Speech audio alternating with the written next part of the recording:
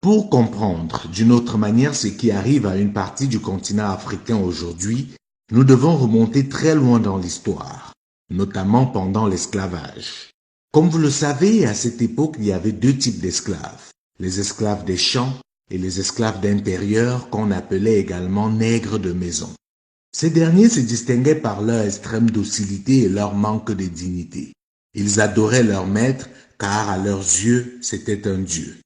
Ils aimaient leur maître plus que eux-mêmes, et c'est à cause d'eux que l'esclavage a duré 4 siècles. Ils étaient la meilleure arme des esclavagistes, car c'est eux qu'on utilisait pour combattre les dignes esclaves dans les champs de coton. Ils prenaient du plaisir et se sentaient supérieurs à leurs frères des champs, parce que eux, ils avaient droit au reste de table, ils pouvaient dormir dans la cave et porter les vieux vêtements du maître.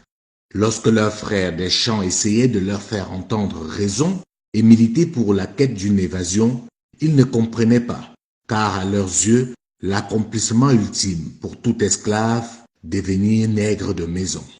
Même si parmi eux, certains acceptaient cette position par contrainte, notamment les femmes, et même par stratégie, ils n'étaient malheureusement pas très nombreux et se faisaient très souvent démasquer car leur dignité les rattrapait et trahissait leurs véritables intentions. Alors que les vrais nègres de maison, eux, étaient des experts dans leur domaine de prédilection, à savoir la lèche. Pourquoi nous revenons sur cet épisode aussi lointain qu'obscur? La raison est que cette catégorie d'Africains n'a pas disparu et n'est pas prête de disparaître. Ce qui a changé, c'est juste son appellation. On est passé de nègres de maison à évoluer pendant la colonisation et d'évoluer à collaborateurs, de collaborateurs à partenaires à nos jours.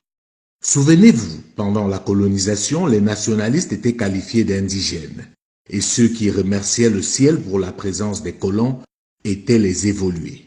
Ces derniers avaient, comme c'était déjà le cas avec les nègres de maison, certains petits avantages, quasiment les mêmes qu'on donnait aux nègres de maison.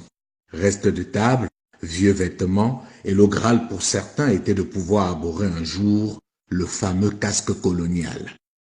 C'est donc naturellement à ceux-là que les colons ont fait semblant de remettre le pouvoir au moment de ce qu'on a appelé la décolonisation. Il était vital pour les puissances coloniales de s'assurer que ce soit leur relais, à savoir les évolués, c'est-à-dire les nègres de maison, qui prennent les affaires. C'est pour cela que les dignes fils de l'Afrique, à l'instar de Lumumba, Kwame Nkrumah, Umnyobe, Thomas Sankara et bien d'autres, devaient être sacrifiés pour ne pas faire ombrage aux nègres de maison qu'on devait installer pour assurer la poursuite de l'exploitation de l'Afrique sans plus subir de critiques et de pression, puisque désormais ce n'est plus le colon qu'on voit, mais le nègre de maison qui souverainement décide de se faire aider par les gentils colons, et le terme politiquement correct pour désigner la colonisation qui se poursuit aujourd'hui, c'est bien sûr la coopération. Vous comprenez donc pourquoi il est plus important pour certains princes africains d'être mieux vus par la puissance coloniale que par leurs propres sujets. Ils estiment, et ceci très souvent à juste titre, que leur but ultime est de satisfaire leur maître. Parce qu'ils ne sont pas ingrats, ils savent que leur pouvoir vient en grande partie de lui. C'est tellement fort qu'ils se font concurrence pour savoir qui est le meilleur élève, c'est-à-dire qui donne le plus satisfaction au maître. Ce phénomène se développe également autour de ces princes africains. Ils ont aussi leurs nègres de maison qui sont très généralement leurs principaux collaborateurs, même si on y trouve aussi des capitaines d'industrie qui pensent qu'il est impossible de dissocier le monde politique du monde économique et même social.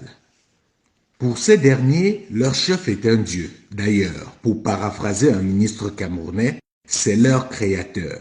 Et en tant que ses créatures, ils doivent l'adorer. Tout ce qu'il fait est bon. Et c'est pour cela qu'ils ont du mal à comprendre la réaction des esclaves des champs, entendez les vrais opposants, qui osent s'attaquer à un dieu si bon au lieu de s'incliner et espérer qu'un jour, il fasse d'eux également des nègres de maison. Ces nègres de maison sont là, autour des chefs. Ils savent au fond d'eux que la majorité de leurs congénères souffrent. Mais si eux, ils peuvent dormir au chaud, avoir à manger régulièrement à leur table, se soigner, se permettre tous les excès, Tout va pour le mieux dans le meilleur des mondes. Et ceux qui se plaignent doivent être matés avec la dernière énergie. Ce qui est risible avec cette catégorie d'Africains, c'est que si leur maître actuel venait à disparaître, ils auraient la même attitude vis-à-vis du prochain maître. Leur foi ne repose pas vraiment sur la croyance en leur maître, elle repose uniquement sur leur intérêt et leur lâcheté. Peu importe le maître, l'essentiel pour eux, c'est de rester nègre de maison à vie. Ceci dit, il ne faut pas croire que c'est seulement au niveau des hautes sphères du pouvoir qu'on retrouve les nègres de maison. Ils sont partout et se caractérisent par un complexe d'infériorité cinglant. Ils vous disent ne pas comprendre votre agacement, votre désir de changement, votre caractère inconscient. Ils vous demandent comment voulez-vous engager un combat perdu d'avance. Ils vous disent l'Afrique est maudite. Les autres sont plus forts, plus intelligents, plus beaux. Certains parmi eux se retrouvent dans la diaspora. Ils acceptent de faire les travaux les plus humiliants, peu importe. L'essentiel, c'est qu'ils y soient. Oui, cette catégorie d'Africains existe encore et elle fait très mal à l'Afrique, même plus mal que les puissances coloniales. Très souvent par ignorance, mais comme disait quelqu'un, il n'y a de pire malade que celui qui ignore qu'il est.